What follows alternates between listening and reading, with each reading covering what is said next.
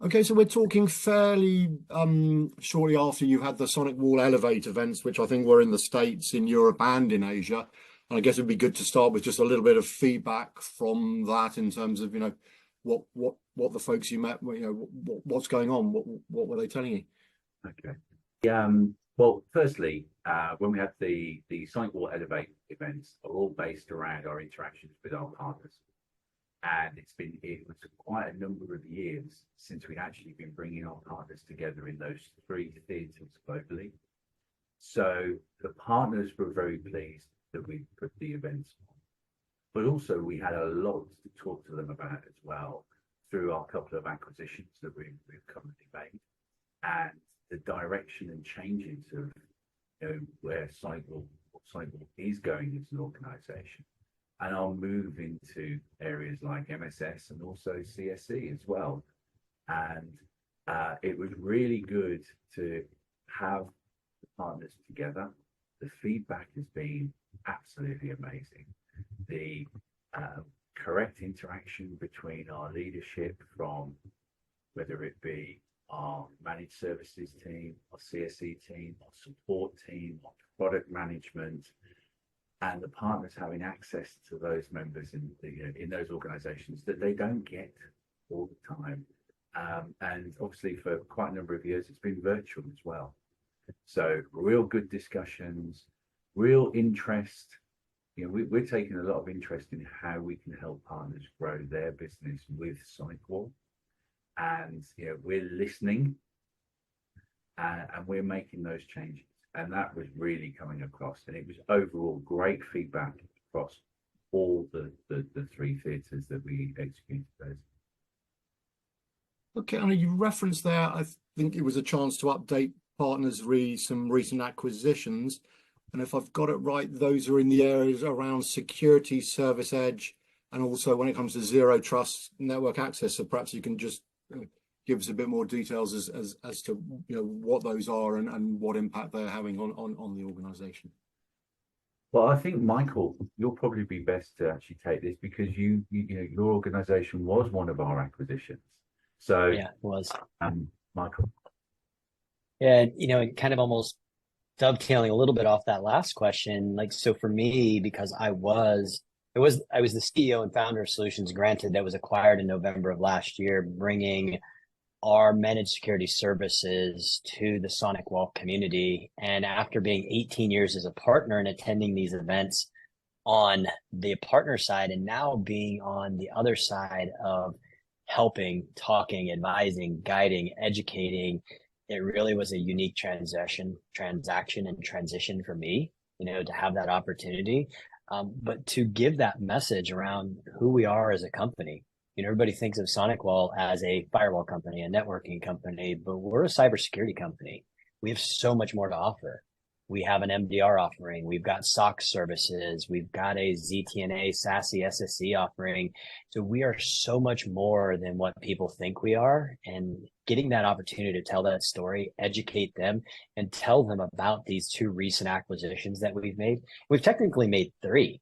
We made another acquisition around some endpoint that we're working on some really cool stuff that we hope to have out next year, which is really exciting to bring all of this to the partner community and meet them on the journey where they're at, help them understand what our capabilities are. And it's more than just things that have the SonicWall name on it, which is a really cool thing for us to be able to do to help them, help their customers and keep them safe at night. Okay, and if I've understood it correctly, alongside the acquisitions, you've also added managed security services for threat detection and response. That's an internal thing, or was that another acquisition, just to clarify? That's an internal thing. That is, okay, yeah. Yeah. But I guess, clearly what you've outlined so far is not insignificant, but perhaps if the most significant news would be the launch of the SonicPlatform. So maybe one or both, you can go into a bit of detail as to what the features are of the platform, and then we can perhaps look at the benefits for partners and customers after that. So yeah, features first, if that's all right. Sure. Spencer, why don't you start and then I'll jump in. I'll start it off, and the intelligence can then come from my colleague. But no, SonicPlatform is, and we've seen this a lot in cybersecurity, and you'll hear the term single pane of glass, single management, etc., etc. As SonicWall has grown over the many years, and 33 years now, we've been as an organization. We've had different management platforms for different, whether it be in our access point space, or firewall space, management space. But our Sonic platform isn't about just bringing those together, because they will still coexist on their own.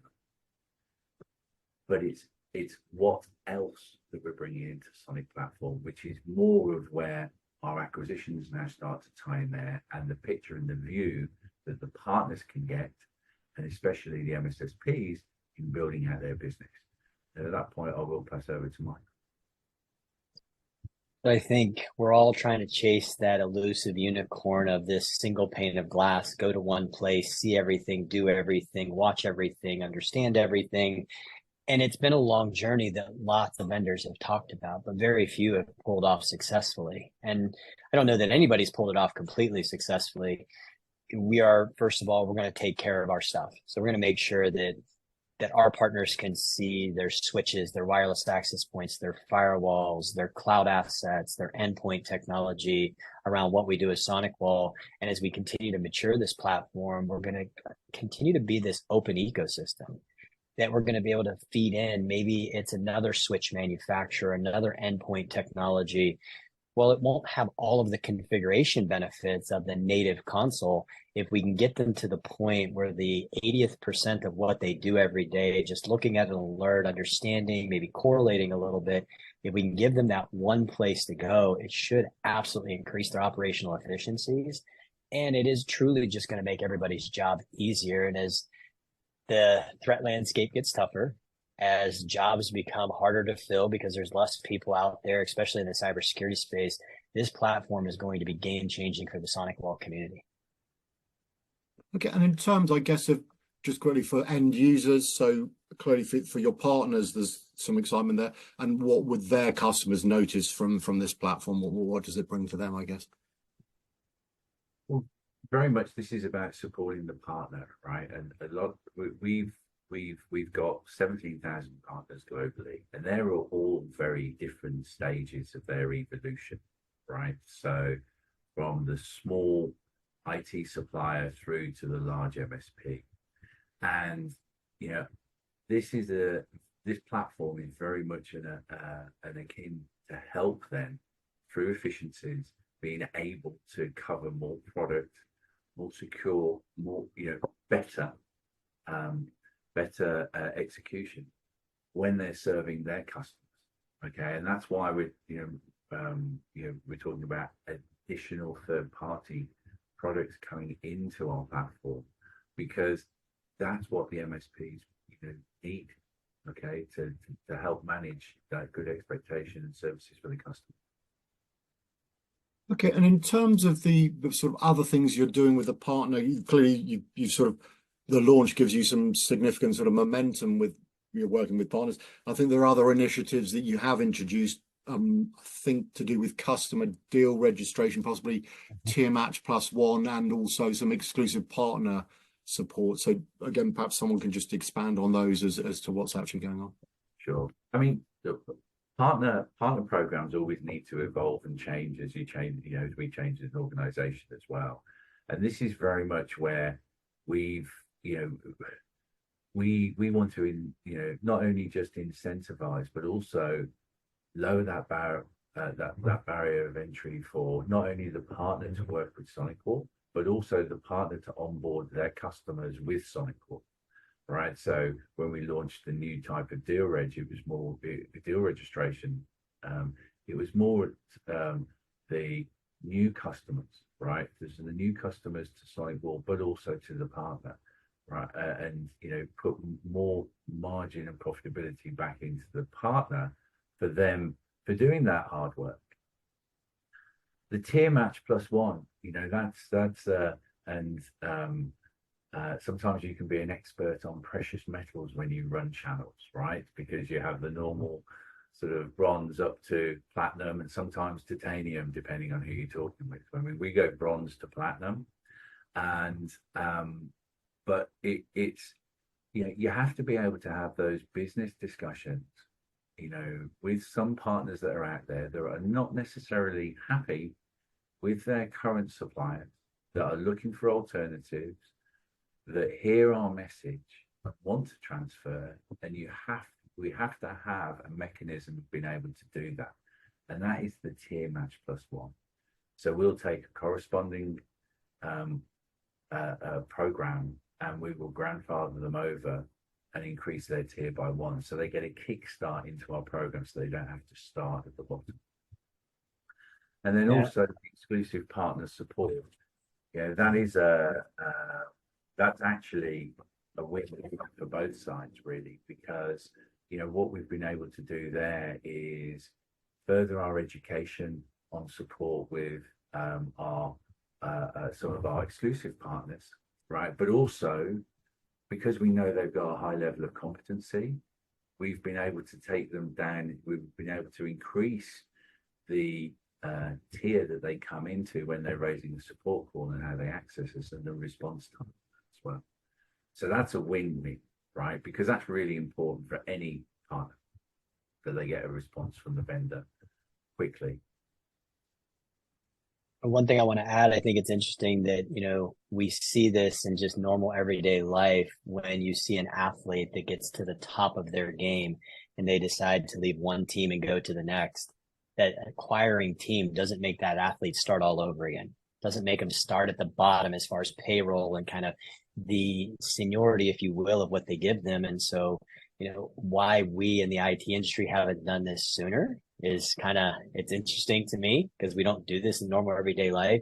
So this just, for me, felt like, especially after being a SonicWall partner for 18 years and hearing this kind of news in this program, it was kind of like, wow, why didn't we do this sooner? Why isn't everybody doing this? But thankfully it's us.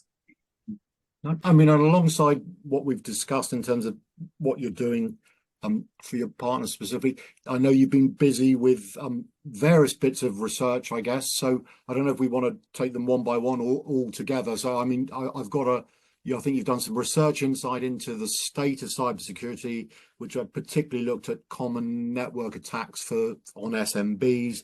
I think there was your annual cyber threat report, which particularly looked at the depth of security attacks, and fairly recent, I think, across my desk is the mid-year threat report, in terms of how attacks continue to intensify and the impact they potentially have on revenue. So I don't know, I say, whether you want to go through them individually or just overall give us a picture of the cybersecurity landscape based on these various bits of research.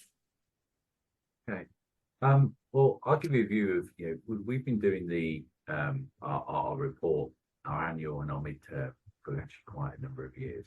And what we, because we're fortunate in that we have tens of thousands of sensors out there, which is collecting and giving us back that rich data that we're able to then look at. And this is before any of the acquisitions that we've had, right? And it was very valuable because we get a good idea of what was happening out there, the types of attacks that were taking place, who they were targeting, whether it be governments, federal, healthcare, retail, industry, IoT, right? And be able to see the trends that's happening, and be able to share that with our partners and with customers. But one thing that we always had was, well, what's the real cost of these attacks and how frequent are they? And I know we've had some changes internally in our organization, which is now, and the most recent report you've probably seen, the mid threat report, we've started to use some different terminology in there. We can now sort of put it down to the number of hours that certain organizations are being attacked, and actually start to relate that back to how much does that cost, right? What's the real cost on that? And that's really powerful. And that's without some of the information that we have now gleaned from our MSS services as well, right? Which also supports that information. So, Michael, do you want to add to that? Yeah, I think, one thing that we're doing is we're really trying to call out what that cost is in the SMB space. You get into the large institution, you get into enterprise. I think they all are acutely aware, and there's been a massive amount of time spent by very large organizations quantifying the cost of a compromise. But we don't frequently talk about it in the SMB space because it's not large enough to make the national news. It's not something that's, wrong word, but maybe the right meaning. It's not sexy, if you will. Like, who wants to report on a doctor's office that's got, two doctors, and a couple assistants in there, and they've had a ransomware event, because it's not very exciting news. But these are really big problems that we're all experiencing globally. And so we're quantifying this for everybody. We're trying to make sure everybody understands that there's a risk. And just because you're small doesn't mean that you're not being attacked. And what we are finding is that the SMB space is getting attacked as often as the enterprise. And in the SMB, it becomes a little bit more catastrophic. They don't have the right plans. Maybe they don't have the right insurance. They don't have good backups. They don't have a good incident plan to even know what they're going to do and how they're going to do it. So they're not sure, like, well, how do I notify my customers? Do I bring in an attorney? Do we use a marketing company? All of these things that you don't really plan for because you assume you're not the target. I don't have a lot of valuable data like some Fortune 5,000 company, but the threat actors have learned that if you come after a really large company, we might come back after you. And we've shown that in the past. We're in the SMB space, whether it's a part of the United States government or one of the, foreign governments out there that are going to take action, we won't come back after if the juice isn't worth the squeeze. And so what we're really trying to quantify while we show the number of attack hours is that there's so many attacks coming at the SMB space today that the way and rate that they're attacking us is far more than what there are real hours in the day when you try to quantify this. And it just shows some clarity to, let's not do this through fear, uncertainty, and doubt. Let's give you some real metrics of data that makes sense. And I don't know whether the research uncovered it or if it's just sort of obvious from talking to your partners and their customers in particular, but I'm guessing the landscape is pushing people more to look for some expert help, advice when it comes to that. The end users want help with their cybersecurity strategies, whether it's developing them, optimizing them, etc. So there really is a substantial opportunity for MSPs and more specialized MSSPs to develop, build out a service and get alongside, whether it's the SMB space in particular or increasingly large organizations. So just, I guess, if you can perhaps summarize, I suppose, how big this opportunity is for those service providers. I think when you look at any country out there and you look at the vast majority of businesses, the small to medium businesses are the backbones of every country. And so we're all incredibly reliant on technology today, and connectivity and email and line of business software and all of these things that keep us more connected. And so the threats become more real, and people have almost come to this idea as like, well, I can take care of it, or my son can give me enough advice that I'm going to be okay. But when it comes to fixing our car, we go to a specialist. If we need heart surgery, we go to a specialist. If we've got cancer, we go to a specialist. If I need a root canal, I go to a specialist. Well, why in all of these other things in our lives, we've been doing this for so long, but when it comes to cybersecurity, is there this perceived idea? It's like, it's not that big of a deal. I can just handle it on my own. Or, I've got a friend of mine who has some understanding, but it's not a specialist. So this idea that we do this in every other aspect of our lives, but we don't do it when it comes to cybersecurity. And this is not saving lives. This is saving livelihoods. And this data is incredibly important. And we just have to understand that. And so there is a huge opportunity for all of us to build the right team, to rely on the specialist, and bring it together in a way just like we would in so many other aspects of our lives. And if I can just ask us slightly tangential, but the world and is very aware that AI is here and now and going to get more sort of ever well pervasive, if you like. And just thoughts as to, is that going to, clearly there's some good things that AI can probably do in the security space, but it's also helping the bad actors do things, you know, quicker, etc. So just your thoughts, I suppose, as to how even more important, dare I say, it is to you know, look for that expert help when, you know, AI is out there and could just, you know, cause even more problems, shall we say, if you don't get your cybersecurity strategy right.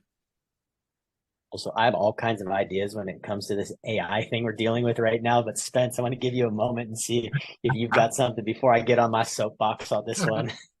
Well, look, I mean, you know, Philip, we had I don't know what's happening to my camera, but my camera's gone weird.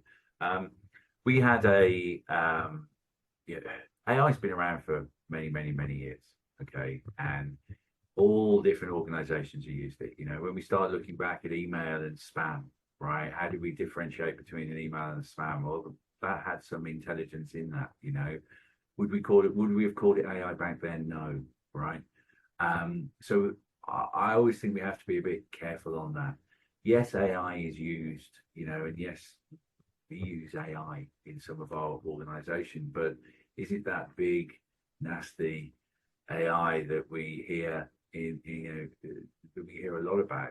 No, it's, you know, it's a lot of data matching, understanding, passing of information, but just done at high velocity and speed.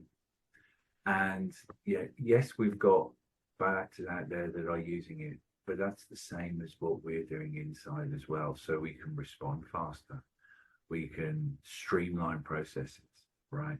It's exactly the same. And I smile about AI because, you know, it's, you know, whether you're talking ChatGPT or Copilot with Microsoft, you know, all good uses. But, you know, there are obviously the bad uses as well. But it makes us, you know, we need to embrace it, but just understand where it's coming, as opposed to just embrace it, right? We just need to understand. Same as anything that new comes along, you know, where's this coming from? Who is it? What's behind it? Why is it able to do this? You know, just so we understand it. So, you know, all I think AI, just got to question it. What is it? Where's it coming from? You know, I love that about Spence. It's kind of that idea of trust but verify. You know, we do have to understand it. We do have to embrace it, but we really have to question at the same time. You know, it's disappointing to me. And I guess here's where I get on my soapbox. So you go to RSA this past year or this year in San Francisco, and every single vendor is leading with AI. Whether it's true or not, it feels unfortunately like a marketing term. And we've seen this in the past where everybody had an XDR when XDR was hot, and you were looking at single point vendors trying to figure out, like, how is that even possible? So, you know, we have to become a more educated community. We have to understand, what is the value? What is the problem is it's going to solve for us? Not just the fact that the vendor says they have it, so that must make them a good vendor, because how do you prove it? What are they doing with AI that actually makes it better and solves that problem that we're looking to have fixed, and don't let it become a marketing term? You know, and it is, you had made that mention, is like, well, the bad guys are using it, and, you know, and the good guys are using it. And I think one of the most beautiful definitions of that I had ever heard is like, what is evil? It's the perversion of good. And so AI has this really amazing thing that it can help us when done the right way, but somebody can take that really amazing thing and turn it into something ugly and turn it into something nasty and then use it against us. So we have to make sure that we, the good guys, are trying to stay ahead of them, the bad guys, but doing it with some honesty and integrity, and not saying AI for the sake of AI. That's fair enough. And perhaps moving on from AI in terms of what the company yourselves are up to in the future. So the roadmap, if you like, clearly there'll be things you won't be able to share because they're, you know, under wraps until you want to tell the world about it. But are you able to give us a general idea of the sort of direction of travel, what we might expect, whether, I guess, it's, you know, technology wise, or more acquisitions, expanding the company's footprint, etc. Just anything you're able to share would be great. Sure. I Go ahead, would, Spence. yeah, I was just thinking where we're going. Right. So, as an organization, you've got to remember where we're coming from, and we're coming from that network space, right? And a lot of the customers and the partners are on, the journeys either, from a customer perspective into the cloud, right? Some of them have jumped, found it very expensive, and jumping back, right? So the hybrid network area is really big, okay? You're going to see us still continue to invest in that because that is our core business. You're going to see further investment into our platform, as we talked about earlier, because that is really key for us going forward. And you may see other acquisitions, but firstly, we've really got to ingrain what we've currently acquired. We probably will be going into the endpoint area. You heard Michael earlier who mentioned the third one that we didn't talk about, and that's in the endpoint space. And that really does help us to become very rounded from managed services, connectivity, on-prem or hybrid protection, cloud protection, right? And then the Sonic platform in which you can bring plus your third-party technologies. So that's we're on a real serious mission here at SonicWall to continue to protect our customers and assist our partners in building a business. And that's really serious to us. Michael. So we've done so many amazing things already this year. If you think about what we started to do already this year. So we launched a couple new MDR offerings. So now we can do SentinelOne as an MDR offering. We can do Windows Defender as an MDR offering. We support Capture Client. Solutions Granted, which was the acquisition, had always done Silence as an MDR offering. We're working on our next one that we will have live in the month of August. And so this is our commitment to have this idea around an open ecosystem, to really meet partners on the journey where they're at, continue to look at other vendors' technologies and realizing that we don't have everything for everyone. So we should find the things that our partners want to use and how do we integrate on them, making sure that we're looking at and listening, our CEO, we've got to do a lot less talking and a lot more listening, that outside in approach. And so we're doing that. And that's why this next MDR offering has been requested by our partners. And that's why we're building for it. But another big, huge one that we just did with the Banyan acquisition, which is our cloud secure edge, we now have that integrated into our firewalls. So to have that ZTNA, VPN as a service, kind of 1-2 click access to the cloud that now you can manage all of your policies and it's built into the firewalls, makes it so much easier to deploy. It's no longer just a mid-market enterprise technology. It's an everybody technology. And we're going to keep on doing that. We have more integrations that we're working on from the MDR, XDR, SOC as a service offerings. We'll probably have another MDR offering that comes out by the end of the year. We're not dropping any names yet because we do want to have some surprise when they come out. But we're going to keep listening. We're going to keep developing. We're going to keep looking. Also looking at what other integrations we can do with other manufacturers out there. There are some really great technologies out there that a lot of our partners like using, like different wireless access points, different switches. And those are all things that we're working on. We can do them in our SOC as a service. We can do all of the threat hunting and tell them when there's a problem. But how cool will it be when we can use those APIs to integrate it into our platform and make this easier? So really big holistic approach as to how we're going to look at the marketplace for more than just the thing that has SonicWall on it. Okay, we covered a fair amount of ground and you've given some fascinating insights into what's going on within the company and I guess the industry more generally. So at least for now, Spencer and Michael, really appreciate your time. Thank you very much. Thanks very much. Thank you, Philip. Thank you, sir.